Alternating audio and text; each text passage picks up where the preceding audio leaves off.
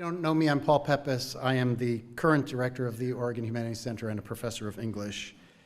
Welcome to this special event, the first in a series of talks, panels, and events planned over this academic year to commemorate and celebrate the Oregon Humanities Center's 40th anniversary. I should say also that it is the 50th anniversary of the Center for the Study of Women in Society, and it is the 90th anniversary of the Jordan Schnitzer Museum of Art. So there are many big events going on this year. The events that we'll host this year are inspired by our theme, which you will eventually see up there. Humanities Matters. We mean that theme of Humanities Matters in two senses. First, we want to highlight the diverse matters that scholars and students in the humanities and the humanistic social sciences study, research, and teach. And second, we want to affirm that the humanities matter, that the materials we study, the skills we teach, and the knowledge we create are relevant, valuable, and necessary to our lives, communities, and polities. Most of the events we're planning this year will feature UO humanities scholars who will discuss their areas of study and why the knowledge they produce matters. We'll welcome one external speaker, our Cressman lecturer, Professor Chris Newfield, Director of Research at the Independent Social Research Foundation in London. Newfield is a leading scholar of what has come to be known as the critical university studies, and the author of several important books. I'll just name three of them, there are more, including Metrics That Matter, Counting What's Really Important to College Students, The Limits of the Numerical, The Abuses and Uses of Quantification, and The Great Mistake, How We Wrecked Public Universities and How We Can Fix Them.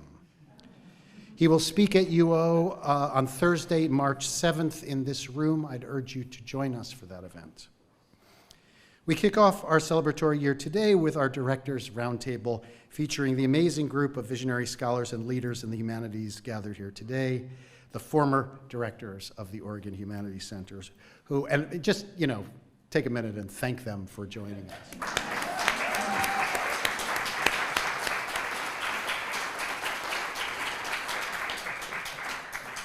us. Before I do my formal introductions of the panel, I have several preliminary announcements and thanks to make, so please bear with me. First, as is customary at all OHC events, I offer the UO's territorial acknowledgement. The University of Oregon is located on Kalapuya Ilahi, the traditional indigenous homeland of the Kalapuya people. Following treaties between 1851 and 1855, Kalapuya people were dispossessed of their indigenous homeland by the United States government and forcibly removed to the Coast Reservation in western Oregon. Today, Kalapuya descendants are primarily citizens of the Confederated Tribes of Grand Ronde and the Confederated Tribes of Siletz Indians, and then continue to make important contributions to their communities, to the U of O, to Oregon, and the world. In following the indigenous protocols of acknowledging the original people of the lands we occupy, we also extend our respect to the 9 federally recognized indigenous tribes of Oregon, the Burns Paiute tribe, the Confederated Tribes of the Coos, Lower Umpqua, and Siuslaw Indians, the Confederated Tribes of the Grand Ronde, the Confederated Tribes of Siletz Indians, the Confederated Tribes of the Umatilla Indian Reservation, the Confederated Tribes of Warm Springs, the Coquel Indian Tribe, the Cow Creek Band of Umpqua Tribe of Indians, and the Klamath Tribes. We express our respect to the many more tribes who have ancestral connections to this territory, including the Chinook Indian Nation and Fort McDermott Paiute and Shoshone tribes, as well as all other displaced indigenous peoples who call this place we call Oregon home. Next, I want to offer thanks, and there's a lot of thanks to be offered. Those who have supported the OHC over the past 40 years are too numerous to name individually, of course, but I want to acknowledge here several whose contributions and support have been especially consequential. First, the OHC has been able to thrive for 40 years largely because of the generosity of many loyal donors, many of whom are in this room with us today. We are so grateful for your faith and financial support. We couldn't have done all that we have done without your help. So I want to give a special round of applause to all those people who have donated to support the Humanities Center and the important work we do. Thank you.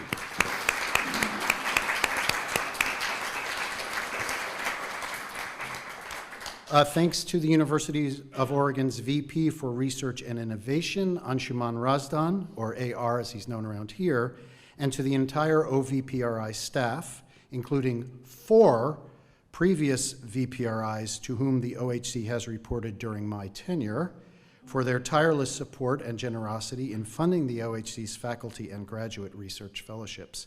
Without that support, the OHC would not be the vital humanities research center that it is. Thanks to the UO's interim provost, Janet Woodruff Borden, and to Janet's 4 predecessors, who have been provost since I've been the director, for their generous support of the OHC's Provost Senior Humanist Fellowship Program, which funds the research of our most senior faculty fellows. Thanks to all those dedicated humanities faculty, a good number of them are in this room, from across the UO's colleges who have served on the OHC's Faculty Advisory Board over the past 40 years for their insights, camaraderie, and especially their tireless service selecting the OHC's faculty and graduate fellows. And I should say we have awarded 668 fellowships during our time.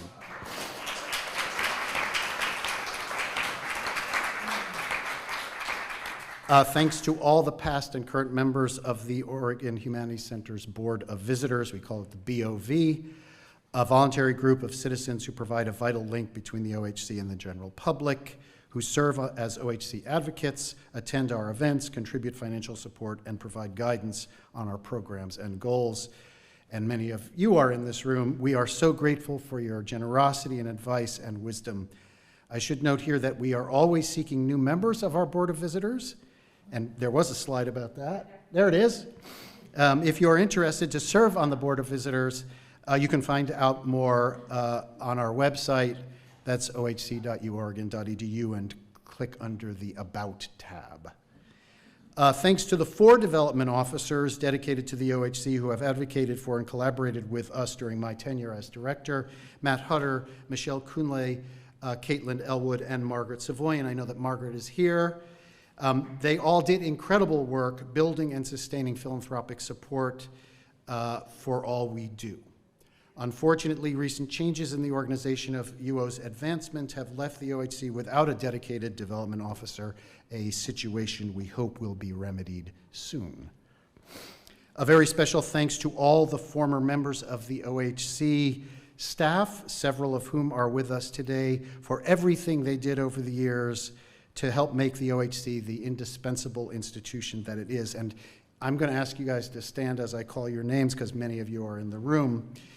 First, the OHC's former assistant and associate directors, Robin Cochran, Holly Campbell, and Julia Hayden.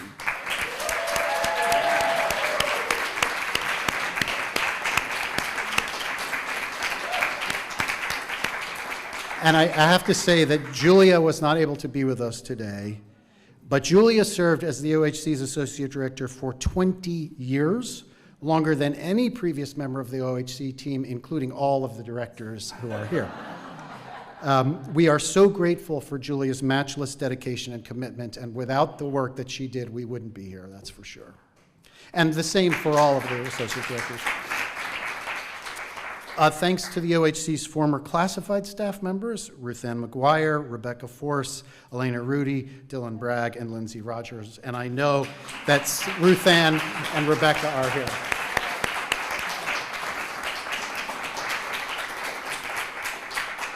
And last but certainly not least, thanks to the OHC's current incomparable staff, Associate Director Gina Turner, Program Coordinator Melissa Gustafson, Communications Coordinator and UO Today producer Peg Fries Gearhart, and to our wonderful student workers, and our student workers who are there, Eliana Friedman and Wyatt Bean. Thank you guys for everything.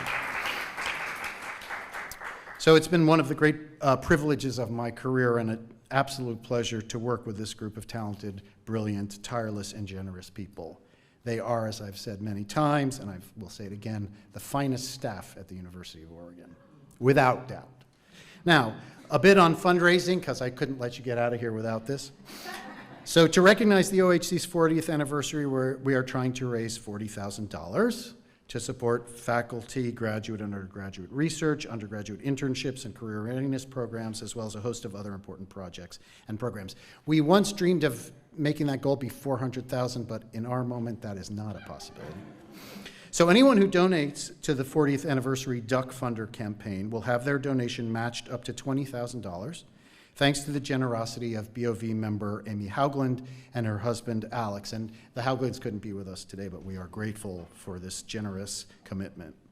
If you are able to help support the campaign, you can donate via our website. That's again ohc.uoregon.edu by clicking the green Give Now button or by sending a check to our office. I also want to alert you to our beautiful 40th anniversary publication, which is right here. They're throughout the room. Please take one before you leave.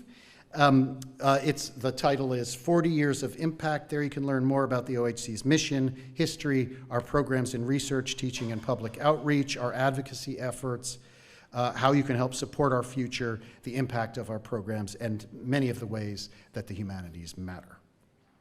I want to give a quick summary of today's program. So after I introduce our distinguished guests, each of them will speak in turn about their respective tenures as OHC director, and if they wish, will share their thoughts about the state and future of the humanities inside and outside of the Academy. We'll then move to Q&A, first among our panelists, then with our audience.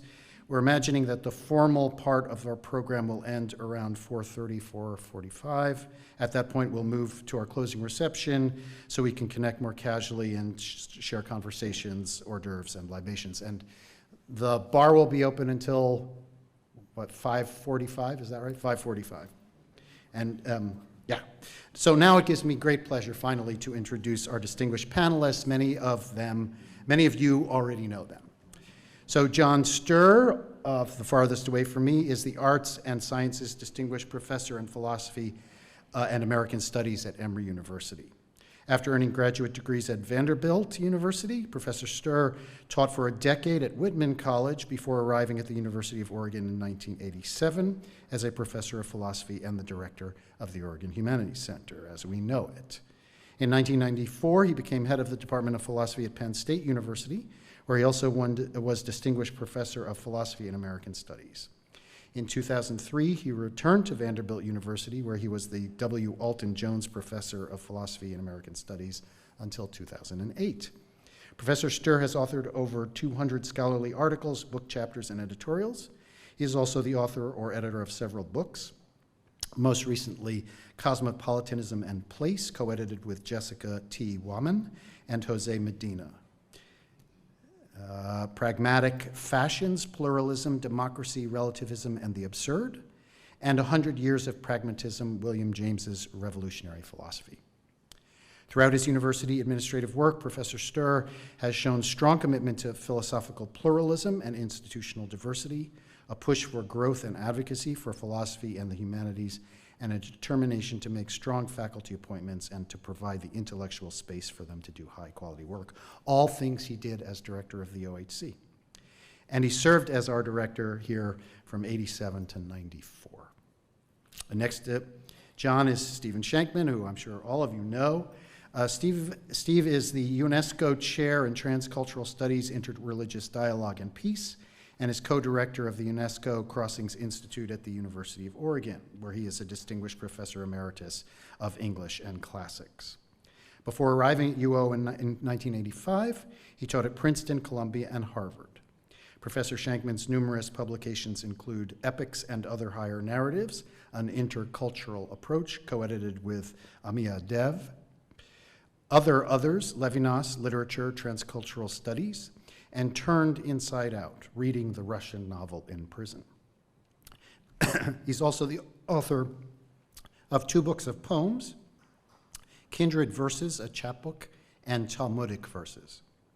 He is currently at work on a translation of Suarte, a semi-autobiographical novel by Claude Lucas, who, before writing Suarte, became a devotee of Levinas's first magnum opus, Totality and Infinity, as well as a book on Levinas and Tolstoy. Steve Shankman served as director of the OHC from 1994 to 2008. During his tenure, he began teaching Inside Out classes in the humanities at the Oregon State Penitentiary and the Oregon State Correctional Institution in Salem. He recruited UO Humanities faculty to take the training that would allow them to teach inside-out classes. Today, the UO Prison Education Program continues to thrive. Next is Barbara K. Altmann, the president of Franklin and Marshall College in Lancaster, Pennsylvania. Before taking the presidency at Franklin and Marshall, she served as provost at Bucknell University from 2015 to 2018. As a scholar of medieval French literature and language, she served as professor of French at the University of Oregon from 1989 to 2015, where she was also the senior vice provost for academic affairs for 3 years. In addition to numerous articles, reviews, and conference papers, President Altmann's publications include the debate poems of Christine de Pizan, The Court Reconvenes, Medieval Courtly Literature Across the Disciplines, edited with Carlton Carroll, Christine de Pizan, A Casebook, edited with Deborah McGrady, and Questions of Gender and Love, Late Medieval English and French Debate Poetry, Texts and Commentary, edited and translated with R. Barton Palmer. While at the University of Oregon, Barbara Altmann served as the director of the Oregon Humanities Center from 2008 to 2013. Having been a first-generation college student, President Altmann is an ardent proponent of the value of a liberal arts education. Amen to that. So that's my, my opening remarks, but Barbara's going to introduce me now.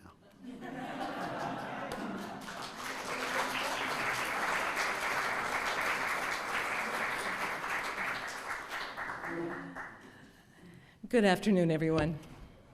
It would not have been fair to ask Paul to introduce himself, so as his immediate predecessor, the staff kindly asked me to step in here. So allow me to introduce the gentleman you've just been hearing from. Paul Peppis is professor of English at the University of Oregon and the current director of the Oregon Humanities Center. An award-winning teacher and scholar of Anglo-American modernisms, he studies early 20th century literary works and cultural productions to reassess modernism's diverse engagements with the social, political, scientific, and popular movements of its time. The author of 2 monographs, Sciences of Modernism, Ethnography, Sexology, and Psychology, Cambridge 2014, and Literature, Politics, and the English Avant-Garde, Cambridge 2000. He has also contributed chapters to the Cambridge Companion to Modernist Poetry and the Cambridge Companion to E.M. Forster. He has published articles on a range of modern authors, including Ford Madox Ford, Wyndham Lewis, Mina Loy, Claude McKay, Gladys Mitchell, and Gertrude Stein. He's currently working on a book project tentatively titled Popular Modernisms, which studies a selection of early 20th century popular cultural products that work from inside particular popular cultural media and genre to make them new. Peppis has served as OHC's director since 2013 when he took over from me. Thank you.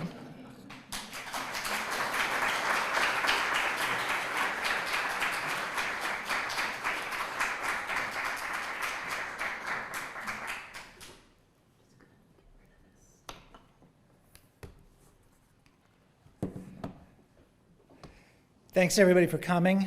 I know you're wondering, can a philosopher speak for 12 or 15 minutes? Yeah, exactly. I think this is the first time that I've ever spoken with an open bar in the back of the room, so I'll try to live up to the front of the room stuff. So Paul asked us to look backward a little bit and maybe to look at the present and forward. I'm going to look backward only briefly and mostly forward.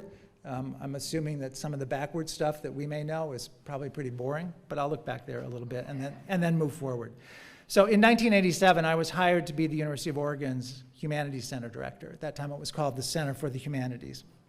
The university wanted such a center, but I inherited no structure or any concrete direction. An amendment, that's what they called it, to my job offer stated, quote, "You will be expected to create a humanities center." After 3 years, the university is committed to the establishment of such a center, even though it finds itself at present unable to describe the administration or activities or criteria of success for such a center. That is your task. So this was a very rewarding time of tremendous growth. And I feel that the OHC in its current form and still took shape in many ways in my years as director. Through Oregon legislative approval, we had to go to the state legislature. I changed the name from the University of Oregon Center for the Humanities to the Oregon Humanities Center. OSU contested that. They already had a Center for the Humanities, and they thought we shouldn't own the word Oregon.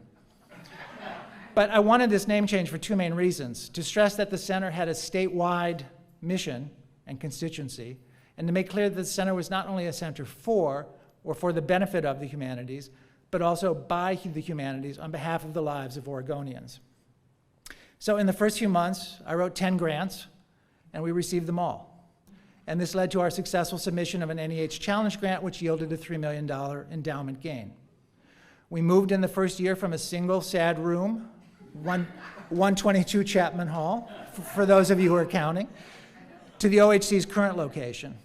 It was important to me that the center be visible, accessible, near the main library and the art museum. And of course, anyone inside PLC does not need to look out at it, another advantage. Also during this time, I created the Faculty Advisory Board that included faculty from across the university, law as well as English, biology as well as history, and anthropology as well as philosophy. An effective external board of visitors, faculty research fellowships, center-developed new courses and course development fellowships, and a wide array of on-campus events, many sponsored or co-sponsored by the OHC, all promoted in our then-new quarterly newsletter. Importantly, we also developed many local community programs, from Portland to Pendleton to Ashland to Astoria. When I left the OHC, we were averaging 3 public programs a week, every week, somewhere in the state. I insisted on a 3-part mission for the center: research, teaching, and community engagement. And I should add, and Paul has already pointed this out, that I also had the good sense to hire right away Robin Cochran as associate director, and as the OHC expanded, Ruth Ann McGuire and Holly Campbell. And so every time that I've used the word I in the above paragraph, you should hear we: John and Robin and Ruth Ann and Holly. So let me turn from the incomplete and impressionistic look at the founding and early history of the Oregon Humanities Center to the present and the future of the humanities by means of one additional quick backward glimpse. So still in 1987, the Oregon Quarterly Magazine published an essay it had asked me to write. I titled the essay, "What Good Are the Humanities?" ? I imagined that question, what good are the humanities, to be asked in a mood of suspicion and doubt, if not hostility and dismissal. It was thought at the time that the humanities were in crisis, that the world, the job market, technology, taxpayers, and even students were abandoning the humanities in droves. It was thought at that time that the humanities had a lot to prove, and possibly, probably, almost surely couldn't prove it. It was thought at the time that people simply did not trust the humanities to be valuable, that they were not good for something. Trust in the humanities was generally low in 1987. It's low now, perhaps lower. Perhaps the humanities are always sites of crisis. In my field, Socrates was killed. However, I don't think that it always has to be this way. And the fact is that education in the humanities, and not just between the ages of 17 and 22, but lifelong education in the humanities, is essential for the realization of basic professional, personal, and social values. So that is, what good are the humanities? In my view, they're not only good, but essential for professional, personal, and social well-being, those 3 values. So I want to talk about each of those just real quickly. First, as study after study documents, the humanities provide remarkably practical preparation for a successful career or profession in an increasingly competitive, dynamic, international marketplace in which yesterday's training is obsolete tomorrow. There's a premium on the skills that the humanities develop: communication, reasoning, analysis, and imagination. From the standpoint of a career, investment in the humanities pays an exceptionally high rate of return. Second, and much more importantly, the humanities provide crucial preparation for life, human development, and not just human employment. What the humanities do, in other words, is humanize. Our most fundamental individual decisions, repeated every day, though seldom consciously, concern what sort of life to lead and what sort of person to become. The humanities offer a wealth of wisdom for this choosing, and they make possible lives that are self-chosen and decisions that are free expression of personal life. And so last, third, the humanities provide wisdom and skills vital not only for the improvement of individual life, but also for the enrichment of culture, the realization of societal ideals, and the creation of community. Democracy, in particular, is intrinsically and inextricably connected to education in the humanities, because self-government requires citizens who can act with self-awareness and understanding of others, face the future with imagination and vision, and participate effectively in the cultural practices and institutions that impact their lives. Effective democratic citizenship and public discourse are surely impossible without large doses of humanistic education. The humanities can provide interpretive skills needed to utilize successfully immense amounts of information and data, imaginative capacities needed to deal effectively with ambiguity, multiplicity, and diversity, and reasoning abilities needed to identify and resist dogma, slogans, rhetoric, prejudice, propaganda, disinformation, and otherwise hidden agendas marketed all the time. Self-government requires selves. Individuals who understand themselves and their situation creatively choose from among alternatives and realize such choices in active participation in the community. Humanistic education is the development of these abilities. It's self-development. Self-government requires self-development. To the extent that effective humanistic education is lacking, then individuals fail to become fully human, governments fail to be fully democratic. They fail to be communities of, by, and for the people. So to ask what may sound like a familiar question, at least to some scholars, what is to be done? Lots of things. I want to focus on 4 real quickly. Of these 4, 2 are familiar, even constant refrains from humanities scholars. They're important, I think, even necessary, but they're not sufficient. And so the final 2 that I want to mention are larger issues, and they need more critical, especially self-critical, attention by humanists. So what's to be done? First, humanities scholars often speak and act as if what is needed is better messaging, a more robust public relations campaign, a presence on television, web pages, podcasts, TikTok. The idea here is that the humanities have a lot to offer and that the community writ large, or even university administrators writ small, need to hear this. I'm all for this. That's exactly what I was trying to do earlier in these comments when I talked about the humanities as essential for flourishing careers, flourishing lives, and flourishing societies. And it's what I do when I point out to students that philosophy majors, just to use an example, nationally score the highest on the LSAT exam and the highest on the GMAT exam, the exam to get into Graduate School of Business. And in a bit of cosmic karma, the major that scores practically at the bottom of the GMAT exam is undergraduate business majors. So with more time, I would multiply these examples ad infinitum or ad nauseum. Second, it does not take much intellectual insight to realize that the humanities need more funding. They don't need, for the most part, really expensive labs or nearly instantly obsolete expensive technology. They don't need layers of assistant provosts. They don't even need new uniforms each week or private jets. They're bargains. They need small classes. There was a reason Socrates did not engage hundreds of interlocutors at a given time. They need time in this short-term obsessed world, time for research, for writing, for imagination, for reflection. The humanities should name a way of life and not simply a way of making a living. But even so, every way of life requires its own particular means. Sometimes maybe something like $40,000 for 40 years or the like. These refrains are as familiar as they are reasonable.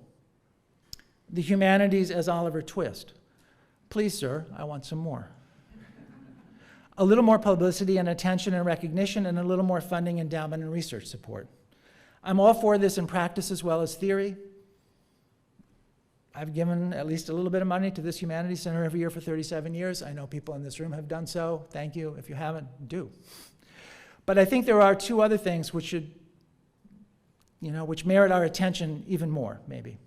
So third, universities and colleges are increasingly businesses. They're taking on corporate structures, acting as businesses, shifting costs from public to the private individual, and measuring their success in wholly market-like quantitative ways. Channeling the familiar term agribusiness, I've called this edu-business. There's a lot to say here, but the one tiny part of this that I want to stress today is that the whole notion of the humanities is a notion of the humanities as a public good. It's impossible to be a public good in a culture that takes all goods to be private, not public. It's imperative today that humanists, not only humanists, but humanists, work to establish education as a public good. And this means they need to do their part, their large part, to create shared expansive goods that are recognized and treasured as such. How to do this? So fourth, in the last place, humanities scholars and their allies, I think, need to understand themselves differently. They need a different self-understanding. They need to throw off and escape the idea of the humanities that has allowed them to be largely captured by universities, university administration and organization, and university departments. So look at it this way. What comes to your mind when someone talks about the humanities? What's that person talking about? What are the humanities? Anyone who reads a university catalog knows that the humanities are the departments that give humanities credits and whose books are found under some particular call letters in the library and not others. And so understood, the humanities are understood by their content. They are philosophy and literature, religion and theater, art history and history, or maybe still history, and theory and culture. They're the fields that study Aristotle and Shakespeare and James Baldwin, the Torah and the Quran, Georgia O'Keeffe and feminist theory. I take this view of the humanities to be a far-reaching error. The humanities, I think, are not defined by their content, by their functions, by the skills they employ and the skills they develop. Philosophers with technology. Right, so let me just say this again. I take this view of the humanities to be a far-reaching error. The humanities, I think, are not defined by their content. They're defined by the skills they employ and the skills they develop. Right? To be a humanities major is to acquire certain skills. The humanities are critical thinking and logical reasoning, nuanced interpretation and ways of rendering meaningful and making meaning, the ability to express and reveal, the capacity for historical context and understanding in multiple traditions and languages, and the exercise of imagination, hypothesis invention, and the creation of new concepts and lines of thought. This surely can happen by means of Aristotle and Shakespeare and buddies, but it need not. And when it does only through the likes of Aristotle and Shakespeare, it cuts the humanities off from much that is alive in our culture. And it invites questions about what good the humanities might be. And so artificial intelligence and virtual reality are, or they should be, as much sites of the humanities as are Aristotle and Shakespeare. Gene splicing, online communities, drone warfare, public health mandates, climate change, vast inequalities and differences in opportunities. These are not just topics for computer scientists, biologists, political scientists, medical doctors, environmental scientists, or sociologists. These and many others are crucial issues in and for the humanities. In short, the humanities need to define themselves by their functions and their skills, and not by the content or bodies of knowledge that they've mastered. Human issues are humanities issues, issues that can be approached humanistically. And hence the state of Oregon-wide scope that was important to me at the outset for the OHC, and hence the university-wide inclusion that was important to me at the outset of the OHC. Humanities centers have long, if imperfectly, understood this, and this is part of their immense value. With a bit of vision, they can work outside many of these neat little categories into which a university divides and separates our never neat little lives. At their best and in lots of ways, they not only can do this, they do it. Thank you.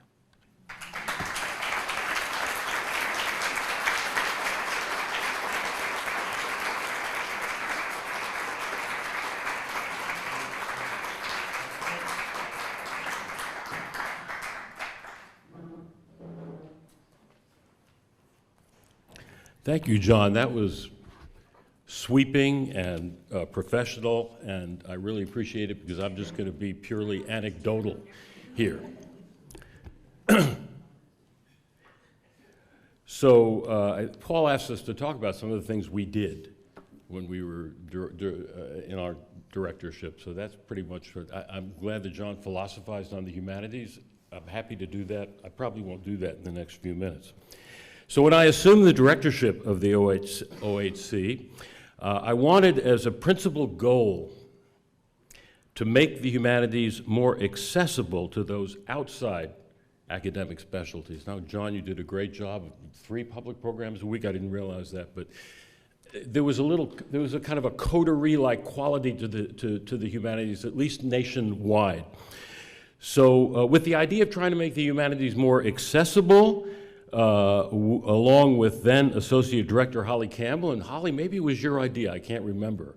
UO Today, was that your idea? Was it my idea? It doesn't really matter. Oh, okay, all right, okay.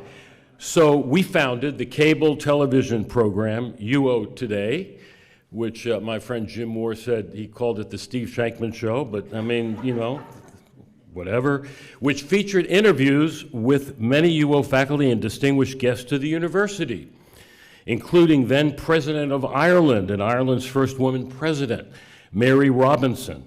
During my time as the OHC director, I interviewed over 500 guests, and UO Today remains on the air to this day. Thank you, Rebecca, for being an extraordinary producer. I learned so much from that program, and it was just a blast. So thank you. And Paul's continuing. And often the interviews would really change the way I thought about things and my own direction and my own scholarship and teaching. One of the interviews was with Lori Pompa, the founder and director of the Inside Out Prison Exchange Program. And that interview encouraged me to begin teaching Inside Out classes in the humanities, mainly in ethics and literature, up in Salem at the Oregon State Penitentiary, the state's one maximum security facility, and the Oregon State Correctional Institution.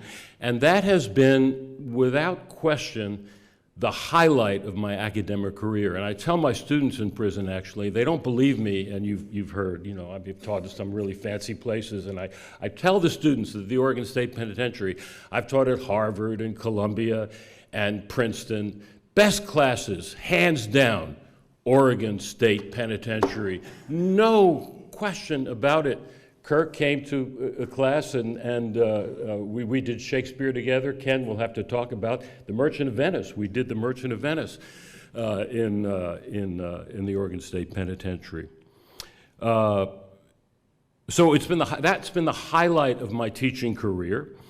And to recruit UO, I wanted to recruit UO humanities faculty to take the training, and we did that at the Humanities Center. It lost me some friends among the board, I think, and Ken Singer was one of my supporters. It was thought to have been very radical at the time, you know, bleeding heart liberalism and so on. But the idea of taking the training was to allow, and Anuncia has taught Inside Out as well. Perhaps there are other Inside Out professors here. I'm sorry if I've neglected you. But the UO now has the most robust Inside Out program in the world. In fact, the Inside Out program is about to celebrate its, I don't know how many years, 40 or something? How many? 40. Also 40. My goodness, next week. And Shaul Cohen is going to represent the university there. And as I say, we now have the most robust Inside Out program in the world. And much of that is due to the extraordinary dedication of one of the real mensches around here, Shaul Cohen, who helped establish the University of Oregon's Prison Education Program, PEP. Don't forget PEP. In terms of fundraising, I'll just keep this very brief, the most notable achievement of my tenure at the OHC was our endowing, with the leadership of then Provost John Mosley and OHC board members David Stern and Ken Singer, the center's directorship.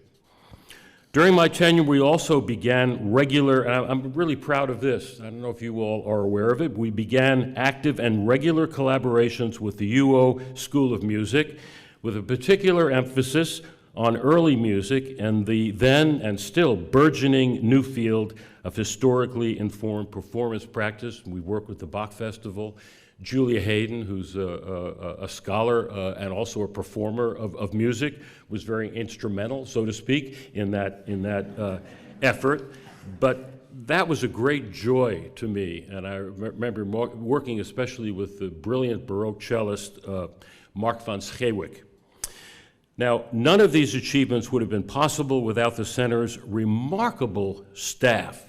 And I think if I'm proud of anything I've done at the center, it's the hiring of people who are still here to this day. So at least two of whom are continuing to this day, Peg Gearhart and Melissa Gustafson, who continue to work at the OHC, Julia Hayden, who succeeded the visionary Holly Campbell, who is with us today, was an invaluable associate director. And Robin Cochran, who saved my rear end seriously when suddenly I found myself director of the Humanities Center. I had no idea what I was doing at all. Gradually, I sort of got the hang of it, but she kindly and efficiently showed me the ropes. So thank you, Robin. And of course, Ruth Ann McGuire, who was a wonderful staff member, and we had lots of fun, didn't we, Ruth Ann? Yeah. We did a lot of laughing in the Humanities Center, sometimes very dangerous. Julie and I remember we were somewhere in Taiwan, and sometimes it was really embarrassing, you know, one gesture, and so anyway, I recommend laughter in the current state of the humanities, very tonic. Ruth Ann McGuire, Rebecca Force, who, as I mentioned, produced UO Today, was indispensable to the success of that cable TV program, as was the wonderful staff at Media Services, including Mike Magic, Ward Biagni, Lynette Boone, and Andy Kirkpatrick. I can vouch as well for the remarkable abilities of the center's current associate director, Gina Turner, who, Gina, are you here? Who is associate director of the Center for Intercultural Dialogue, helped me to navigate with extraordinary composure, humor, and tact the itinerary of the University of Oregon's UNESCO chair at a critical moment.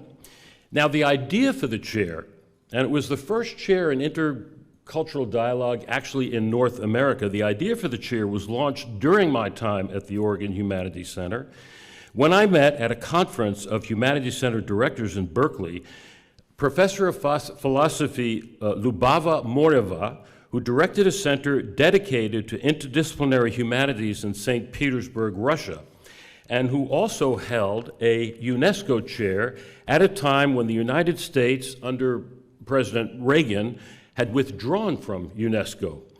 The example of Professor Moreva, who was one of the founders of the UNESCO chair in, they all have these very complicated names, comparative studies of spiritual traditions, their specific cultures, and interreligious dialogue.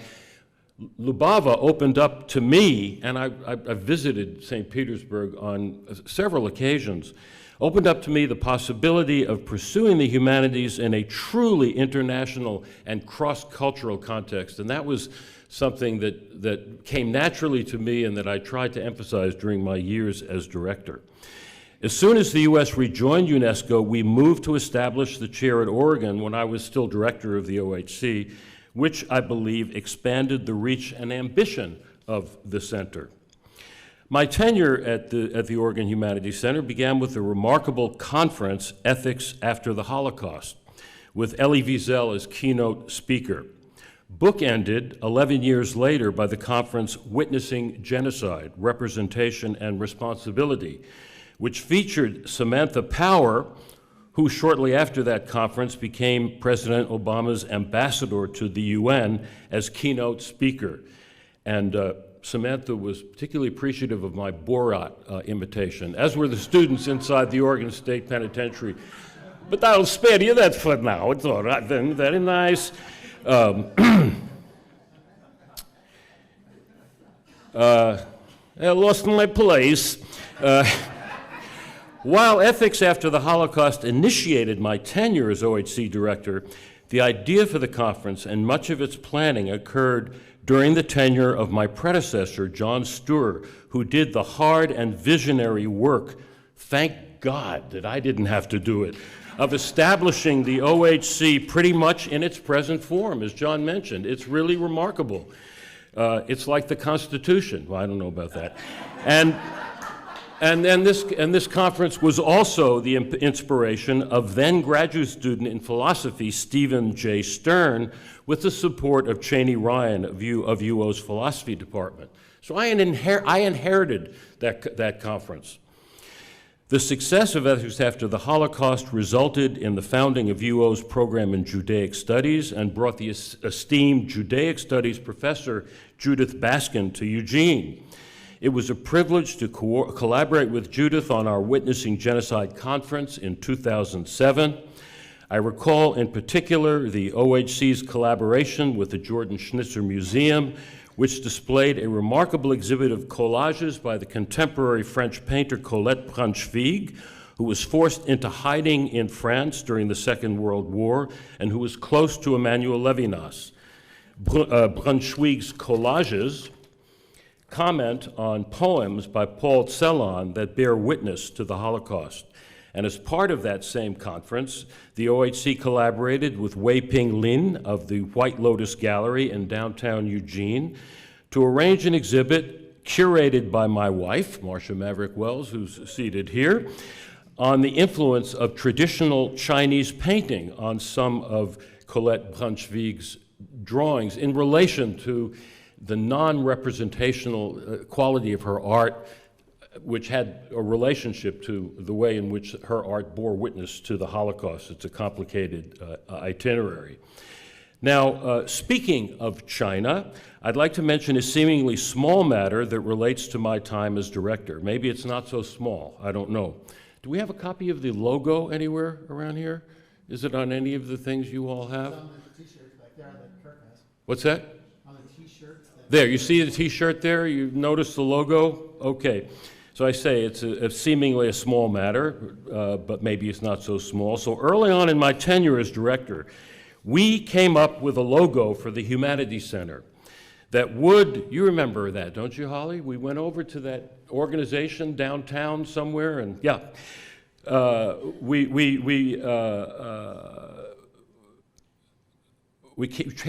tried to come up with a logo for the Humanities Center that would, in a single image, sum up what we're about. As a classicist in the Western tradition, I was aware that the humanities is an inherently Western notion. Aware that we're still living in a global era, for better or worse. We thought it was time to reach beyond the Western orbit for a guiding symbol, and so we came up with a version of the Chinese character Wen,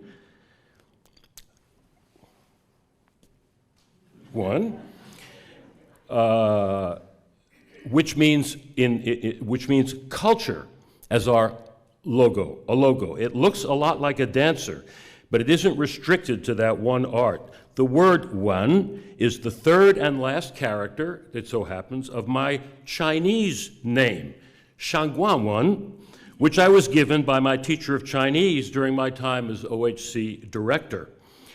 Shangguanwen has a phonetic resemblance to the name Shankman. Shangguanwen, Shankman, you know. And it means, and this with the Humanities Center in mind, noble champion of culture. That's a good thing for Humanities Center's directors to be, a high inspiration for Humanities Center's director. So I've been talking about what I and those working with me during my years as OHC director contributed to the OHC and to the broader University of Oregon community, but I'd like to close by saying how my time as director changed me. And that started from the get-go with my inheriting the Ethics After the Holocaust conference from my predecessor, John Stuhr, and those working with him. The two philosophers who inspired that conference were Emmanuel Levinas and Franz Rosenzweig, who profoundly influenced Levinas. I had a deep interest in philosophy when I became OHC director, but I wasn't familiar with the work of either of these two thinkers when I assumed the directorship. My engagement with these two philosophers, and particularly with Levinas, changed the course of my scholarship and my thought, and indeed my life. On Sunday morning, in 2 days, I'm scheduled to fly to Vilnius, the capital city of Lithuania, to give a talk at a conference entitled Levinas Today. And on Wednesday of next week, I'm scheduled to read some poems from my recently published book, Talmudic Verses, inspired by Levinas's Talmudic readings at the Emanuel Levinas Center in Kaunas, where Levinas was born and where he grew up, and went completely ignored until fairly recently. As you know, the entire Jewish population in that part of the world was virtually wiped out. But there is now an Emanuel Levinas Center. I could never have predicted when I assumed the directorship of the Humanities Center that this particular opportunity and experience lay in my future. And that really brings me to my last and closing point. Something essential that humanities centers and the humanities as an academic discipline can provide for faculty teaching and publishing in the field is, it seems to me, the opportunity for faculty to pursue their teaching and research in directions that, when they first began their careers, they could never even have imagined. I noticed as director that many tenure-track humanities faculty at the U of O were able to clear the hurdle from untenured assistant professors to tenured associate professors, but often that next promotion from associate to full was a formidable and sometimes impossible challenge. What often stood in the way, in my experience, was a feeling of staleness, often unacknowledged, about the project many faculty members considered their best route to promotion to full professor. We therefore instituted at the OHC a fellowship for those needing the time. Time is very important. I remember, who was it? Leo Spitzer said, humanists have to marinate. They need time to marinate. People don't marinate anymore. Sorry. Marinatiamo tutti, whatever. We therefore instituted an OHC fellowship for those needing the time to explore radical new directions for their scholarship, to follow their passions. And that's something that I think leaders in the humanities need to encourage. That is, to offer opportunities to humanities faculty that will allow them to develop their interests in unpredictable and deeply satisfying ways. Thank you.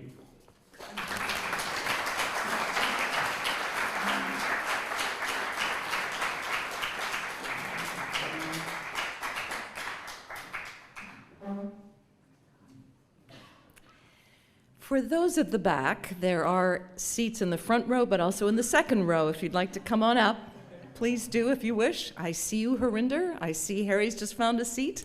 Okay, come on up. Besides which, I want you nearby. Good afternoon, everybody. Oh, come on. Good afternoon, everybody. Thank you, thank you, thank you. Okay. There will inevitably be some overlap, many echoes between what I'm going to say and what John and Steve have said, and also no doubt what Paul will say, because we all are bearers of the same torch. And we've all had the privilege of passing through this particular institutional structure that allowed us to really put the humanities front and center in everything. So you'll hear it reflected slightly differently through my prism than through the others. So first of all, I will say that we have a philosopher, a classicist, a medievalist, and an English literature expert, right? I will say that I adored teaching medieval literature because there was always, in the final evaluations, there were always one or two people who said, one or two students who wrote, it wasn't nearly as bad as I thought it was going to be. So, you know, I had the pleasure of bringing one of those uppercase H humanities fields to generations of students and figuring out how to make them see why it is relevant. But being director of the Oregon Humanities Center was simply the happiest job I've ever had professionally, because much of it includes giving smart and creative people the resources to advance their work. And what could be better than that? On the flip side of that, as provost at Bucknell University, I quickly assumed the moniker of Madam No. So it was, the joy of providing resources in fields that are so under-resourced or so scarcely resourced is just a source of great inspiration. So I loved supporting faculty and doctoral research. I completely adored interviewing people. What Steve said about UO today was one of my favorite parts of the job, and thank you, those who trained me to do that. Stillness of the body, hand language, face, interaction with the camera, interaction with the guest. I adored it, and I have used it in everything else I have done. Those were fascinating conversations. My mother was one of the world's best active listeners, and from her I got that love of getting brilliant and creative thinkers to talk about what lights them up. And just to see people bring their passion, their expertise to these conversations was really an extraordinary opportunity, so that was great. Also, the team working at the OHC, what pure joy. I will note that in my directorship, it was an all-woman team, just saying.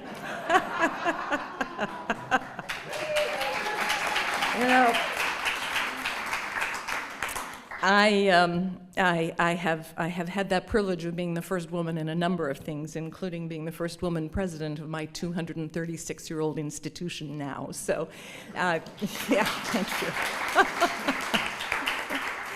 But the likes of Jonathan Leatham, Robert Darnton, Kathleen Dean Moore, those folks were just so important to bring to the wider community that had access to what we were doing here through UO today. So beyond that, I had some really foundational and fundamentally developmental experiences at the OHC that have really led to everything I've done since then. There is huge satisfaction of running public programming that demonstrates the relevance of humanistic inquiry, and we started using that phrase, humanistic inquiry, a lot, because, in fact, as John has said and as Steve has alluded to, it underlies and makes relevant every other field that you can name. So that allowed us to address the most pressing questions and those pressing challenges of the contemporary world. For example, some of you may remember when we brought in Temple Grandin, and we actually had to run how many overflow rooms? We had 1,250 guests here on campus to hear Temple Grandin, and she was so deeply a humanist while working to bring humane practices, if that's not a paradox, to slaughterhouses, and also to interview somebody who self-identifies as autistic was just such an interesting exercise in communication. So the OHC has brought remarkable people here and put them on stage. On the importance and current state of the humanities, I'll just say that one of those things that was really important also is something that John alluded to. It's breaking down the uppercase H humanities from the lowercase h humanities. And the lowercase one is that piece of humanistic inquiry that really pervades and intersects with every other discipline. I'll talk just a little bit later about 19th century epistemologies and why we need to get over them already, but we'll get there. So, okay, I see we have some people who agree. Okay, we can take it up over a drink later if we need to. So I'll reiterate that I felt that the symbolic and practical value of housing the OHC on the green in the heart of campus was a very important thing to do. It should not be on the periphery. It needs to be right where everybody passes it 16 times a day, because that means that it truly is at the heart of this endeavor. So, of course, the Humanities Center supported the core humanities departments, but what an incredible gift it was to be able to support faculty in physics, in law, in education, in business, for work that they were doing that was humanistic, that actually had something to say about the human condition. So that was something we could do to show the breadth and the relevance of the humanities, as disparaged as that word is. So paradoxically, running a humanities center actually prepared me to run comprehensive institutions, because I learned about that breadth and that relevance from the inside out. It actually, paradoxically, prepared me to run good budgets, good institutional budgets, and to make budgets an expression of priority and value. It actually paradoxically prepared me to build better organizational structures as president and as provost to make sure that we have people in charge of the right things and not simply to reproduce them when someone leaves, but to redefine the job title, redefine what it needs to be happening, and keep up with the current state of how the post-secondary world can actually prepare our young people for the incredible mess we've made of it. So I will say that being at the OHC, although my directorship was briefer than any of the others, really set the baseline for everything that I've done since then. And the joy and success of those years was for me proof of concept. It was the QED of putting and keeping humanistic inquiry at the core of the academic endeavor. That set of skills, John spoke about that, I'll come back to it in a minute. That knowledge base is the bedrock of the academy, and we cannot allow it to sink. It talks about it foregrounds the real interpenetration of fields and methods of study, which I then had the chance to enact when I was at Bucknell University, creating, first of all, I launched a college of management. It was deliberately not a college of business, but we launched a college of management. And then it was my job as provost to figure out how we brought 3 colleges within this small university. It was a small, big school as opposed to a big, small school. So in this 3-college university at Bucknell, how did we actually bring engineering, one of the colleges, management, the other college, the newest, and the largest, arts and sciences, into very significant interaction with each other, not just window dressing, but how did we make arts and sciences a foundation for the College of Engineering and for the College of Management? And you know, we were reasonably successful. It's not an easy thing to do, but that was the premise on which we were working. There has been a good bit of work in recent years that is grant funded, and I was very happy when I was at Bucknell to learn that 3 institutions, Bucknell, Franklin and Marshall College, where I now am president, and Wharton School of Business, shared a Teagle grant, and Franklin and Marshall was lead on that grant, on building humanities and social sciences as essential parts of business and management programs, not, again, just a finishing school touch, but actually putting them at the heart of the endeavor. So what could be more important in the current world than actually encouraging critical thinking? Imagine that. So if we think just for example, that bane of our existence, ChatGPT and all other generative AI right now, which has caused such an incredible stir in the last year, we can't constrain it, we can't legislate it out of existence. So what do we need? We need humanist thinkers who are actually figuring out how to use it as a tool, and to be able to critique it, and to be able to show what it can't do. So as an example of that, one of my clever communications colleagues put through ChatGPT last May, put in the request, write a commencement address for President Altmann to deliver at graduation using ChatGPT. And I got to use samples of that and then demonstrate why it wasn't nearly as good as what I had planned to say, right? Because it didn't have the specificity, it didn't have the nuance. It could have been delivered at almost any college. And I taught a seminar on the state of higher education in the US last year to some of our brilliant undergraduates, and was very puzzled about why suddenly one of my students presented a really okay paper, and this was a gentleman who was not gifted as a writer, but suddenly he turned something in November last year, exactly a year ago, that was a B+ paper, and I was expecting a D+ paper, and I realized he was an early adopter of ChatGPT, but I didn't realize that till January. With January, we all started talking about it. So what I know now, what I would do is sit down with him and say, you know, this is a great start, but now let's refine this. Let's go back to the sources. Let's see what you can bring together so it's not just a rehash. So we need humanists to be doing that work, scary as it is. So, future of the humanities. Again, I'm going to be echoing a lot of what John said. You know, the better messaging. We've been trying for decades to do better messaging. It won't work to keep preaching to the converted. It hasn't worked. It will not work. We can't keep using the same old language. So we need to stop being defensive about the humanities and stop being defensive about being humanists, and we need to start demonstrating how they underlie and actually connect with every other field. And just by the way, you've got 4 senior humanists in front of you, and we all did reasonably well, right? So if we're talking about what can you expect if you graduate with a PhD or even a BA in the humanities, there are good examples of finding jobs. I often raise my hand with students and say, hey, I studied medieval French literature and I've got a job, right? And right. So a sentence that I heard relatively recently when we at Franklin and Marshall ran a conference last June on the future of work, a woman from a business school came and said the following sentence, which I think actually revolutionized my thinking on this. She said, stop thinking about what the humanities can do for business. Think about business as the intellectual playground of the humanities. And the same can be said of physics and of astrophysics and of dance and of sociology and of history, and depending on where you place history on that divide.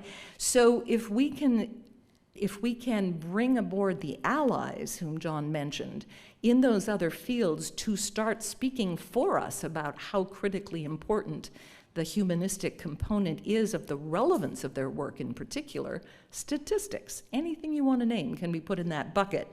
That is going to help us get over the humanities being the handmaiden of every other discipline and actually help center it. So we also need to make sense of humanistic endeavors in ways that make sense to the naysayers. So today, if you read your New York Times, I'm sure you did, there was yet another doomsday article about the humanities, and I quote, "For years, economists and more than a few worried parents have argued over whether a liberal arts degree is worth the price.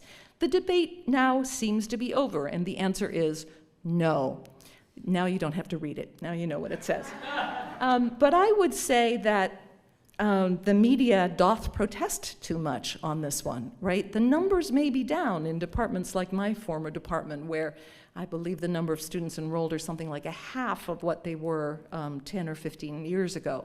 But nonetheless, we can prove, if we use data, if we speak the language, if we use the kind of demonstration that will make sense to those who naysay the importance of the humanities, we can still demonstrate without any degree of defensiveness that the humanities are, in fact, the best possible way to learn how to adapt in a rapidly changing world. So I often say to our students, it doesn't matter what you choose as a major. It doesn't matter what you learn, it's how you learn. So go ahead and be an English major and then go run a semiconductor business. Go ahead and be an anthropologist and be the chair of the SEC. Those are real examples from my schools. So that's one thing that is easier for me to do at a small liberal arts college than it is at a public-funded research university like this one. But that is one of the steadfast bedrock pieces we have. We can list what employers are looking for in their hires. The top 10 characteristics that employers are looking for in their new hires, fully 7 of them are things that traditional humanities programs teach more thoroughly and have forever done than any other form of business. We need to broaden the general understanding of the term workforce preparation. Workforce preparation is usually meant to address the need to train great plumbers and electricians. And I believe that we truly need great plumbers and electricians. But those plumbers and electricians, when the technology changes, they're going to have to go back to school, and they may well be made obsolete by whatever the next technological invention is. The students, the graduates who thrive are those who have the adaptability and the cultural fluency to move from one sector to the other and to learn the next thing they need to learn in order to lead, and most importantly, in order to ask the right questions. It's not the information you have, it's your ability to ask great questions that defines leaders and will actually allow us to get ourselves out of this mess. It is very clear, if you want to take financial return on investment, it is absolutely clear, the data show over and over again, that after graduation, career progress and net earnings at 10 years post-graduation show that humanistic training allows you not only to catch up, but to exceed in your earnings potential. And we have plenty of data to show that any major can and does lead to any sector of employment. So I'm optimistic to the extent that maybe of necessity we're going to break down the old epistemological models that build rigid boundaries among fields and inhibit the multi and interdisciplinary work that creates the thinkers we need for the world they're going to be working in. We're doing it because we have to, but I actually think it will be the right direction. We don't need 53 different departments. We need groups of programs that work together. And then, of course, I will end with a quotation from the mission statement of Franklin and Marshall College, which is that we teach students so that they may live lives of meaning. And that is hard to contest as something that anybody does better than humanities centers. Thank you.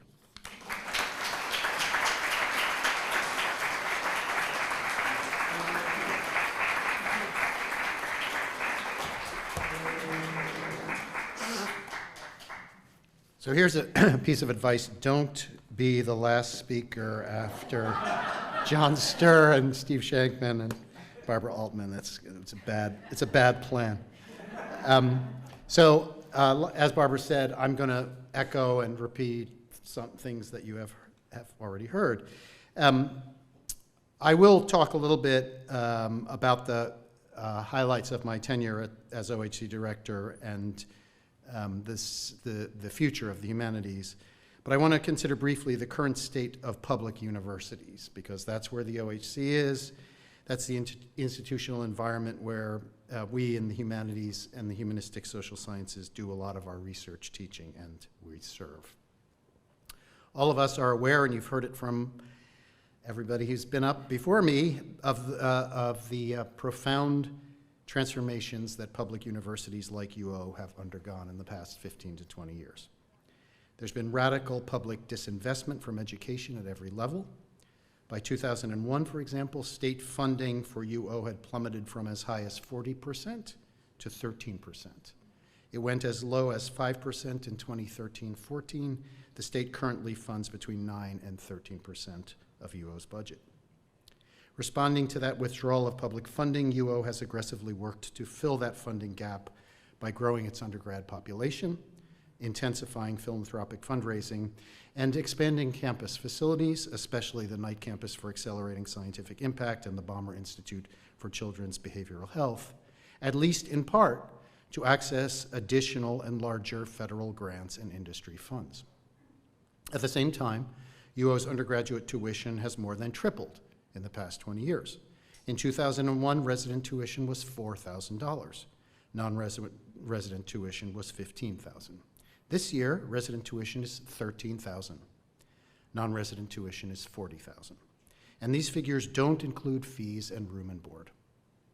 Student debt has correspondingly ballooned, encouraging students and their parents to approach higher education in increasingly narrow instrumental terms. The purpose of a college degree, under this thinking, is to get a high-paying job as quickly as possible.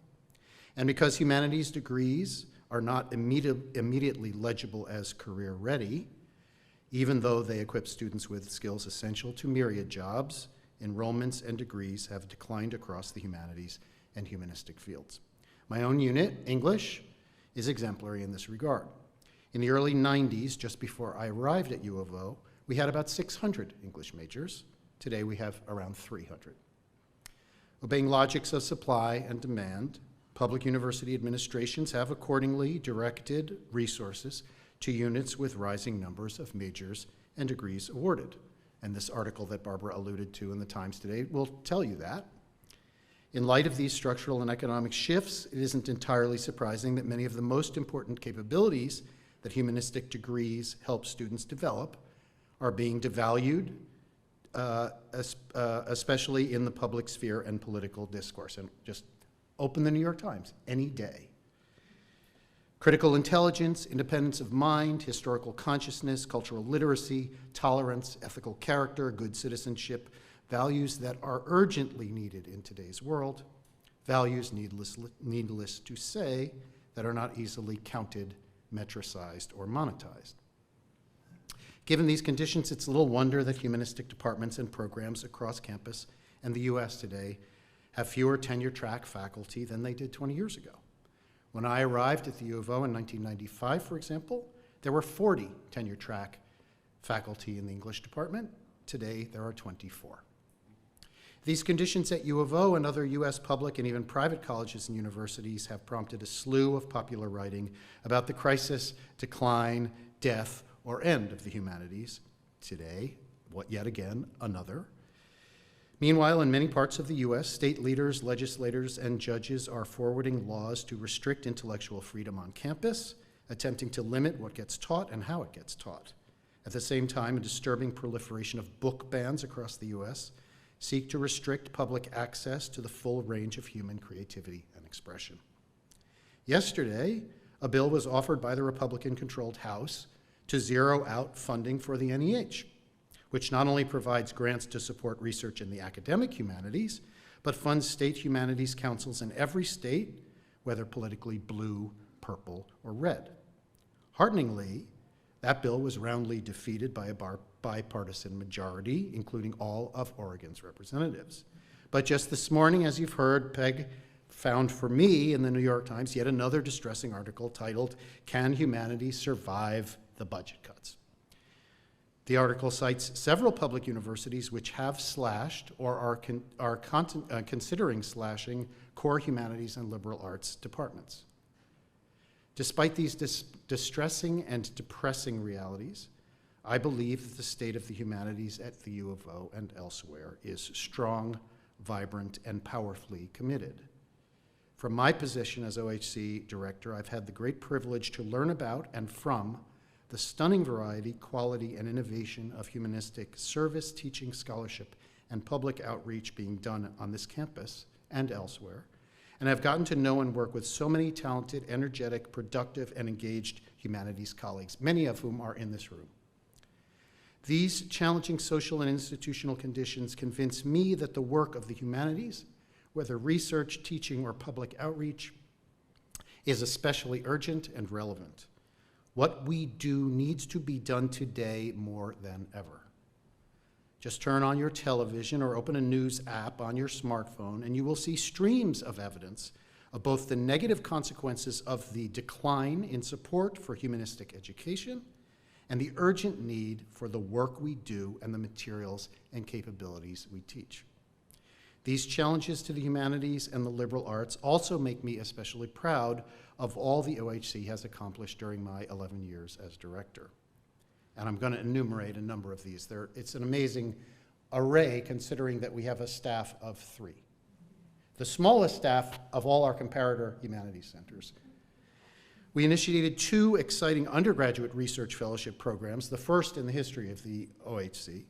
The Humanities Undergraduate Research Fellowship, in collaboration with the VPRI's Undergraduate Research Opportunity Program, which funds and supports undergrad students working with a faculty member on a humanistic research project, which they complete and present at the annual Undergraduate Research Symposium. And the brand new Humanities Undergrad Program in Archival Studies and Practice, funded by a generous donation from Herb Merker and Marcy Hammock, and in collaboration with Special Collections and University Archives. In this program, 1 or 2 undergraduates work intensively in special collections over 20 weeks to learn about archival studies and practice, and then undertake an internship to create a finding guide and digital exhibit on one of Special Collections and University Archives' many amazing collections needing such treatment. We've expanded our collaborations with U of O's Research Development Services and the Office of Foundation Relations to support humanities faculty and graduate students seeking external grant support. We've played important behind-the-scenes roles in helping UO humanists to access grants from the Mellon Foundation, UO Humanities faculty now can regularly apply for the Mellon New Directions Fellowship Program, and 2 major Mellon grants have funded 2 new humanistic research centers on campus, the UO's Center for Environmental Futures and the Just Futures Institute. With help from the College of Arts and Sciences, we've expanded our publication subvention program to include graduate student publications along with faculty publications. We've added book in print talks to our regular work in progress talks, helping to disseminate the groundbreaking research of OHC's faculty fellows. We've continued to bring incredible speakers to the U of O as our named lecturers, who I've had the privilege to interview, and like Steve and Barbara, it's an amazing thing that I get to do every week, at least once, 30 to 35 interviews a year. We've brought superstars like architect and Vietnam Memorial designer Maya Lin, author, social activist, and filmmaker Naomi Klein, and Native American botanist, author, and professor of environmental and forest biology Robin Wall Kimmerer to campus. In 2019, we introduced OHC's Wine Chats, a series of off-campus talks at local wineries featuring UO's faculty discussing their humanistic research for a broader public audience. By the way, those wine chats, which we paused during COVID, they're coming back next term. I urge you to come join us for them. We continued the UO Today video series, started, as Steve has told you, during his directorship, which are now available on our YouTube channel. I think there's over 800 of them. And in 2017, we added podcast versions of those interviews, and prompted by the pandemic, we added many of our work in progress talks and book and print talks as podcasts. And you can get them on your Apple Podcast app or from our website. In 2019, we hosted the annual conference of the Western Humanities Alliance in close collaboration with UO's program in Native and Indigenous Studies and the Native Strategies Group on the topic of engaged humanities, partnerships between academia and tribal communities, which culminated in the publication of a special issue of the Western Humanities Review featuring the conference proceedings. In 2020, as the pandemic hit, the OHC pivoted more quickly than many similar organizations to presenting all of our public programs virtually, making them available to larger audiences than ever. And special thanks to our amazing staff for that incredible work. We've redoubled our efforts to advance the goals and best practices of diversity, equity, inclusion, and accessibility by diversifying our faculty advisory board, by centering DEIA in many of our lectures and lecture series, by expanding our support for and partnerships with colleagues and programs that forward DEIA, and by dedicating one of our research fellowships to a project focused on a topic that centers diversity, equity, inclusion, and accessibility. And last year, in the wake of the pandemic, we convened a summit of humanities colleagues from across campus to think together on how best to meet the myriad challenges inside and outside of the academy that we humanities scholars are all facing. So as I come to the end of my decade-long tenure, and this is my final year as the director, I feel a tremendous sense of gratitude and pride.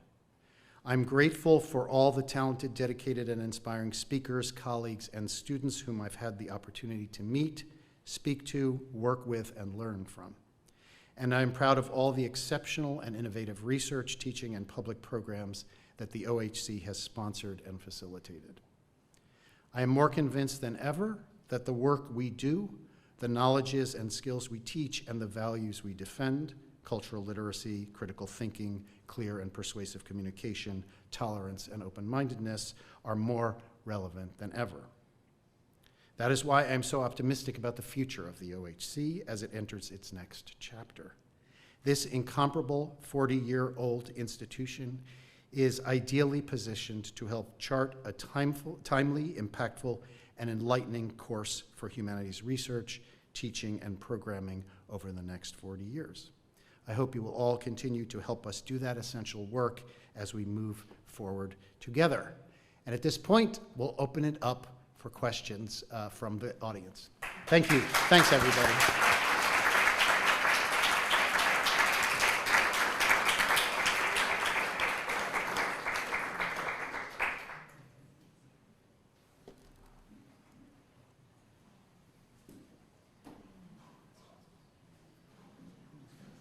Yep, I'm going to invite invite people to just raise your hands, and I will repeat the question. I have a mic here, but I'm going to make sure it's on.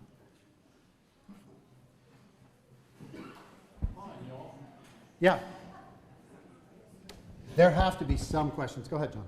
John always asks the first question, still to this day. Thank you, John.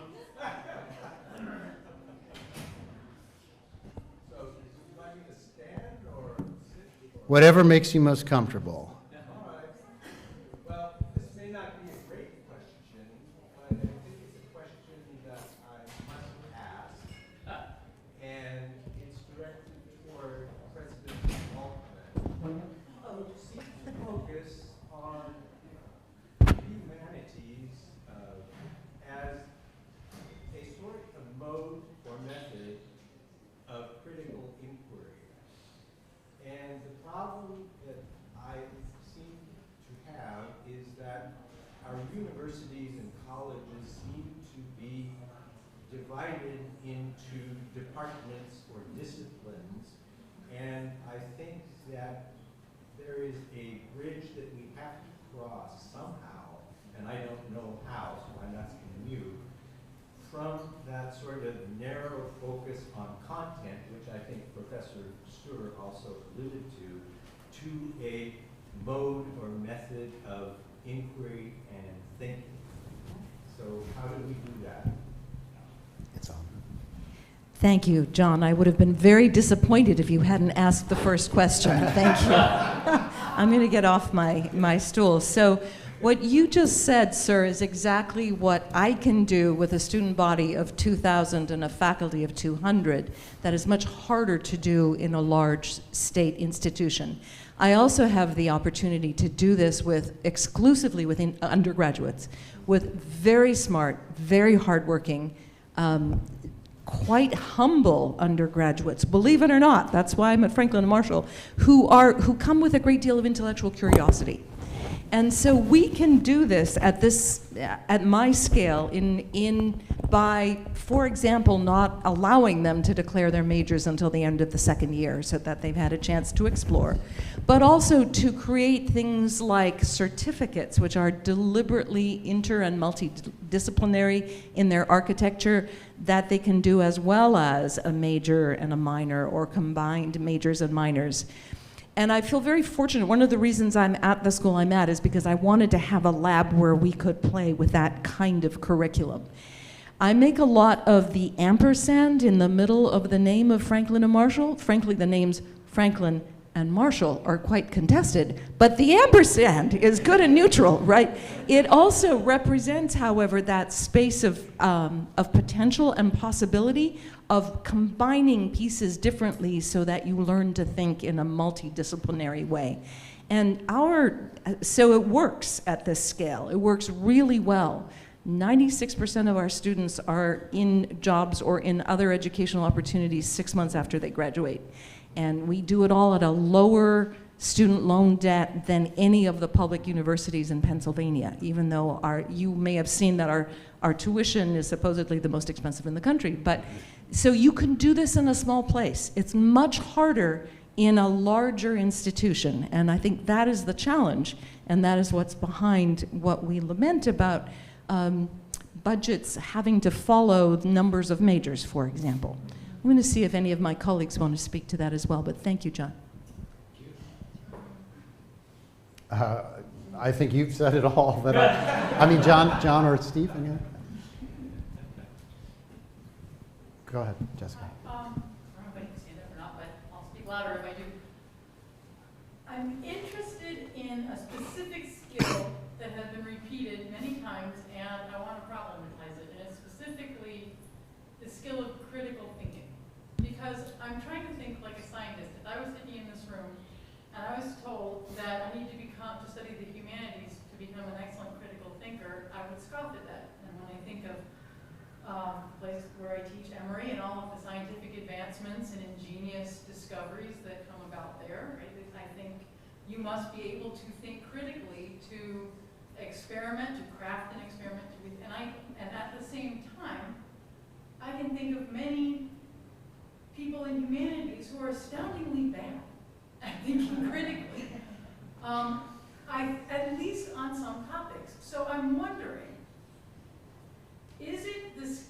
critical thinking, or is it specifically the kinds of questions the humanity asks that is its unique contribution? So many science undergraduates that I have ask some excellent questions critically and make some assumptions very badly. And it's my job as a philosopher to get them to wonder about things they take for granted. Since you mentioned epistemology, like Roth. And I can think of some humanities professors and humanities students that are very good at asking some critical questions and very bad at asking others. So I wonder, I'm not challenging the idea that we do, as humanities professors, encourage critical thinking, but I think we encourage certain kinds of critical thinking, and sometimes we need to turn it back on ourselves and start to question the assumptions we do make. So I wanted to throw that out to all of you as a thought, because I'm worried about the scientists going, wait a minute, I do critical thinking, and I'm also thinking that we ask certain kinds of questions, and that in itself is to be valued. So that's just something to put out there. I'd love to hear your thoughts. I'll just respond to the critical thinking thing. I always fall asleep when I hear about critical thinking. I'm sorry. Because it depends what you're thinking about. And I think love has to come before critical thinking. Love of what you're teaching, love of other human beings. The critical thinking comes later. But it seems to me, what the core of what a humanist is to love something very, very deeply and wanting to convey that to the students. In fact, I remember I ran into a student I hadn't seen in 30, 40 years just in the street the other day, and she reminded me, I don't even remember saying this. The first day was a big humanities class, beginning humanities class. She said that I said, I want you to become enthralled. And that's what I've always tried to convey. You know, I'm not saying I did it very well, but I think the critical thinking comes after that. You might. Yeah, I think it's on. okay. It's probably always a bad idea to respond to a question from your wife. Yeah, but I just want to say, so what is critical thinking, right? One way to think about this is all thinking begins with assumptions or presuppositions. You begin somewhere. Critical thinking calls that into question, right? I think it's a mistake for the humanities to think that they're the only field that does that. I think it's a mistake for the humanities to think that they're the only fields that do anything, right? But they're the ones who do that explicitly. They make that a topic, they make that a subject matter of their field, right? So I don't think that biology does not engage in critical thinking. I think they do that incidentally on the way to biological experimenting. But I think that fields like philosophy do that explicitly. That's the goal, right? And there's nothing more important in the world today. My eyes don't glaze over. My eyes glaze over at non-critical thinking, right? People who make assumptions and are not even aware of where they're beginning, don't even think to call them into question, don't entertain other possibilities. That's what we suffer from. Not too much critical thinking, not too much love either, right? But not enough of it. I'd say one other thing about this. Hang on, grab the mic. I don't need it. I have a mic here.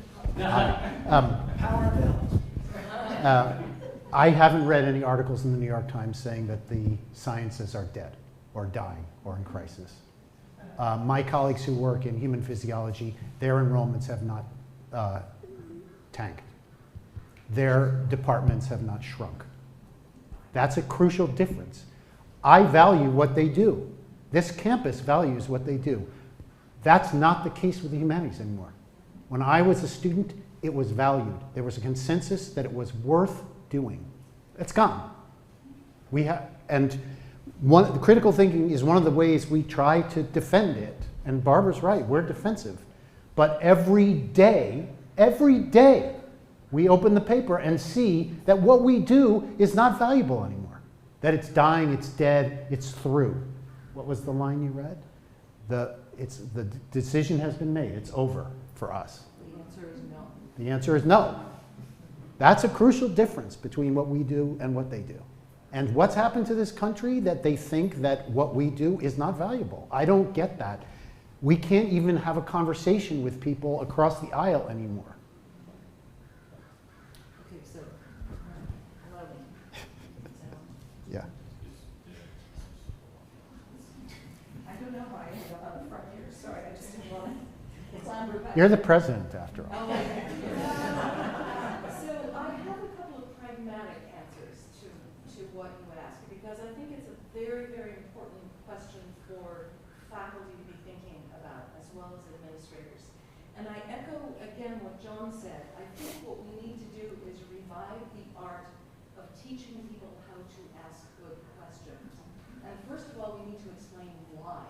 And we could start anywhere in the history of philosophy or the history of science with a statement like, Your mic is off. so it's actually Sorry, not thank on. you. I heard you great. This is going to require me actually putting my glasses on. Okay, here we go. So briefly, I think we need to revivify the art of asking good questions and explain why. So if you start with my field and say, well, there was this revolution when people finally realized that the world wasn't flat, right? We can, if we start with the somewhat ridiculous because it's way away, and demonstrate what happens when you start challenging that presupposition, there are lots of ways of actually leading students progressively to asking good questions, and that is, of course, at the heart of critical inquiry. The other thing is, I think we need to take responsibility for our pedagogy. I think it's really, really important that those of us who came through the academy, got PhDs in the fields in which we are passionate and love to talk about it, also explain why it's important and get people to ask us why it's important. As a medievalist, I have always had to justify my existence in the academy, right? So I got good very early at explaining why we still need to talk about the Middle Ages, but we all need to be able to do that, and I think it needs to set the intellectual framework for just about anything we're teaching. So providing better pedagogical training to our graduate students is a really important thing, and then carrying that out into the classroom with us, I think, will help with that. Where do you want to go, John? Do you want to moderate? Okay, so, Professor Altmann, this question is to you. You were talking about making budgets that represent the values of your institution when you were at Bucknell. I would like to explore a little more how you were able to do it and how you could see this institution taking steps in that direction, despite the size being quite different than Bucknell. I've been gone from U of O for 8 years, and so I'm not close enough to be able to speak to it with any validity. Truly, I'm not. And by the way, it is just a pure joy for me to be back here with so many of the people I love, and this is my intellectual community. So I can't tell you that. Budgets are very complicated, and they're not easy, and one has to be pragmatic about them. There is, in fact, no printing press in the basement churning out the dollars. It actually does have the budget has to balance. But there are ways of doing it creatively, as I was talking about, by shifting lines, by changing the shape of things. And that's back to those old structures that we're living within. We just keep doing the same thing, right? We all know that the hardest thing in any institution is to stop doing anything at all, right? If it's there, it continues. We're not good at putting an end to anything in order to do something else. So it's really tough when we're entrenched in large institutions. It takes visionary thinking. It takes a lot of, you have to be willing to take some risk. You have to have enough people backing you in order to be okay to fail occasionally. Frankly, it's one of the reasons that I'm doing this at a school that has 2,000 students and not 25,000 students, because I can take those risks, and I'm a private institution. So I have many constituencies to please, but we can try a lot of things without having some of the same strictures. So maybe what those of us at the really, really, really good liberal arts institutions are doing can percolate up. That's what I'm hoping. Anybody closer to U of O want to talk about this? Well, I would say leadership at the top of the university is crucial. So we had, during my time at the University of Oregon, a humanist as our president. And you don't have to convince a humanist of the value of the humanities. And the president of the university sets priorities for the university. The leadership of the university sets priorities. And if you have a leader who understands that and is committed to that, they're leaders. They can make things happen. You know, there aren't a lot of public research universities that are led by humanists. Though there are places that are led by humanists, and they're really good leaders.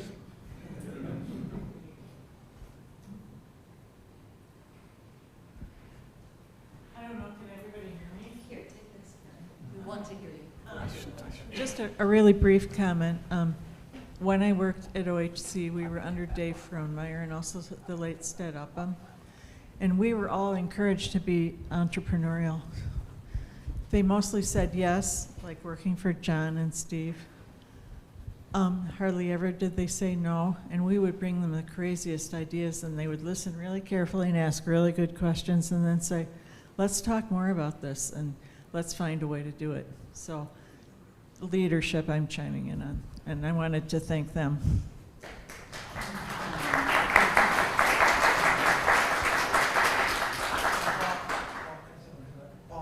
Oh, yeah, sure. Yeah. So I just want to say one more thing about funding, right? And different places are in different situations. So I'm at an elite private liberal arts school. We have more majors in philosophy than we've ever had. They're growing like crazy. We have to turn them away, right? But I want to go back to Oregon for a second. I just quickly mentioned in my quick history that in the first month I was here, I wrote 10 grants, and we got them funded, but they're not necessarily from the sources that you might think. Apple Computer funded the entire office worth of computer supplies because I made a case to them that they benefit by supporting the humanities. Most of you know Autzen Stadium. Autzen funded a lecture series for us and a series of books, right? And so part of the leadership, I think, is not just the president, but the development folks.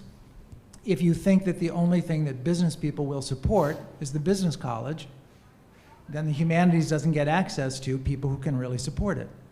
Right? But in my experience, most people who are really successful in business realize there is more to their life than just their business. Right? So one of the things that needs to happen is the humanities needs to have access in the same way that the athletics program does or that the business school does to significant support outside of the state line of funding. Right? If that doesn't happen, there's too little. Right? So please, sir, can I have some more?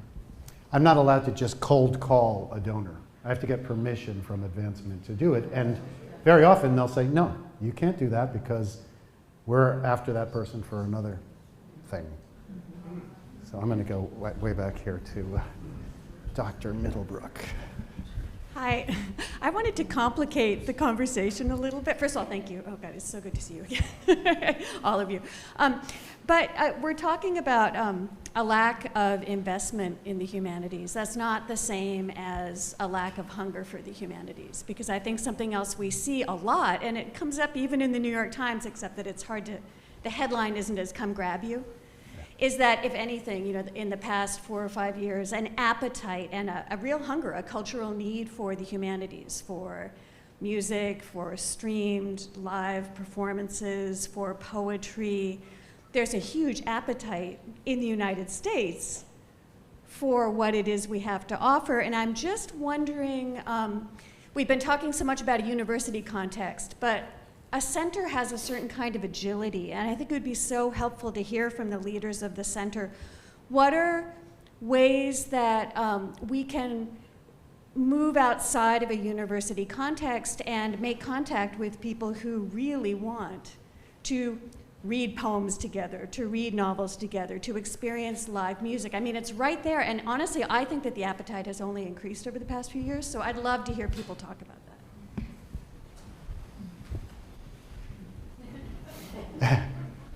Yeah, so I agree with that entirely, and I just want to go back and mention that when in the early days of the Humanities Center, we were running programs all over the state, right? Because there was a hunger for those programs. We weren't coming on and forcing programs on people.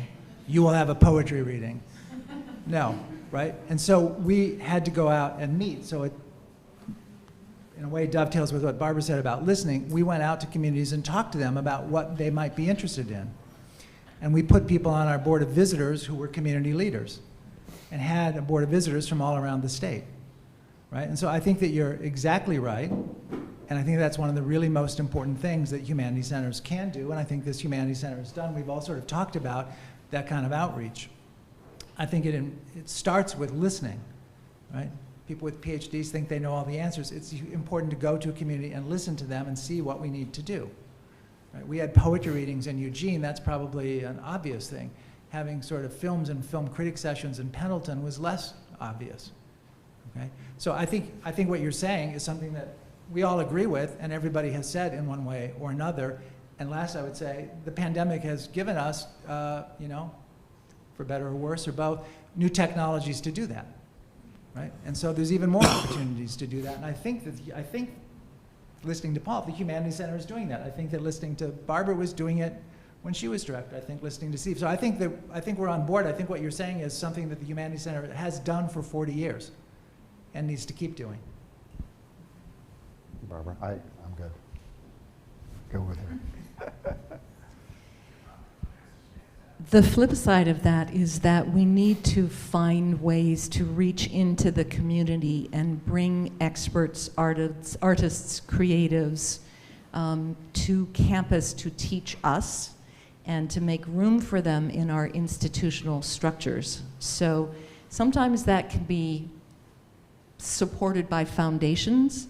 I was lucky enough to have a $1.25 million grant to bring expertise to the community, but also to invite artists, for example, to come work at our Visual Arts Center as artists in residence and put up a show of their work. And in our little school, in our very vibrant little city, it was often the first time that anybody who lived in Lancaster had been on the Franklin and Marshall campus.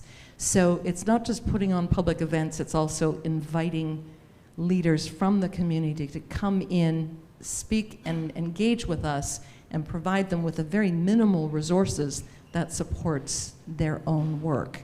So that's really under the umbrella of town-gown relationships.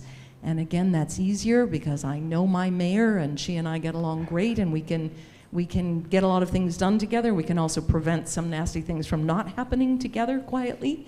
But making sure that the entity isn't myopic and is actually looking for expertise and passion on all kinds of topics and bringing those people to us. Anybody else?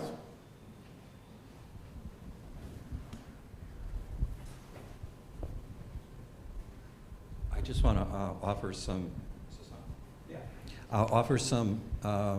experience that backs up what John was just asserting about Humanities Center involvement with the arts in the community. As a younger poet, I was fortunate enough to work with the Humanities Center as a summer fellow, and then later as a member of the Board of Visitors. And one of the projects that the Humanities Center funded was a poetry reading series that I, supervised downtown Eugene, and poets from very diverse backgrounds and from all over the state. So the Humanities Center has been involved with the arts and supporting artists like myself since its inception, actually. So we have been there. But I also want to just sort of redirect a little bit because President Altmann mentioned risk as being important, that humanities scholars and administrations need to be able to take risks and be allowed to fail, actually. That's what risk means, right? So if we're going to return to the idea of critical thinking, the importance of love, the importance of the process of critical thinking, my experience over nearly 40 years of teaching is that students today in my classrooms at the Honors College at Oregon State University are much less willing to take risks than students in the past. And I don't want to be the guy who's saying, let's remember the good old days and all that kind of thing, but that has been a noticeable trend. And it's been my job to guarantee students that they're in a safe environment and that they can trust me and trust one another to have a diversity of opinions in the process of critical thinking. So in the form of a question, I would ask the directors how the humanities can encourage, facilitate risk-taking in classrooms as well as in public presentations and programs, given our current environment of fear of difference, fear of expressing incorrect opinions or perspectives.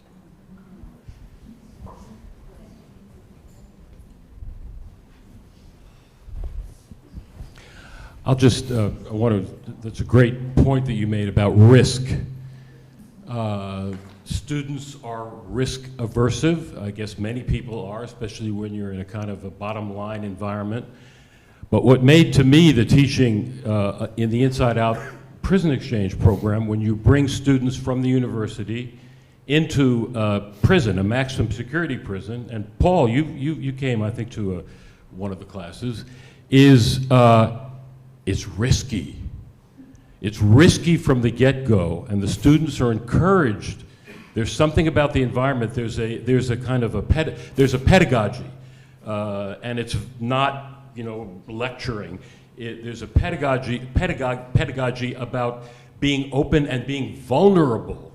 The importance of vulnerability in the classroom and taking risks. And the students, by and large, have transformative experiences when you get them out of the college environment, actually. There's something about a class in a college environment that is boring. So when you, well, it can be. But when you're in a different environment, things, especially, I say, in the prison environment. So I think you're absolutely right. And so I would encourage experimentation. I would really encourage teaching outside of the university, other environments. So yeah, it's a great point, John. Yeah, I just want to add on to that, John. I think that is really a great question. I think students are risk averse too. I think most faculty are risk averse. I think most administrators are risk averse. Right? So if you're not risk averse as a student, you're not paying attention. Right? Because it's great if your professor tells you, you learn the most by failing. But if you see the person who gets the B+ doesn't get hired for the internship and the person who got the A did, then you realize that's not so. Right? And so I think students today get two contrary mixed messages. Intellectually, they're told experimentation is a great thing, take a risk. But professionally, they're told, if you have just the slightest bit below somebody else, we're going to go with that other person. Right? And those kinds of quantitative measures in the classroom do matter. Students are not silly to pay attention to those things. Right? So I think it's a really important question. I think it's one thing to ask, how can an individual faculty member deal with that in a classroom? I think that's relatively easy to do. You can structure your class in such a way that there's some experimentation and students see that it does not harm them. Right? But I think at the institutional level, that's a different kind of question. And I think that if you have law schools that want people who have A's rather than A-minuses, that's an argument against experimentation. Right? And so I don't see that as something that happens so much at the level of the individual instructor. That's an institutional question. I think individual instructors can help influence that, but I think that's a structural question at the university level. Right? It's easy for faculty members to tell students, don't pay attention to grades. You'd have to be an idiot not to pay attention to grades because you see your well-being in the future depends on that. So seeing that there are no hands, I'm going to adjourn us to the reception and thank again our amazing panel.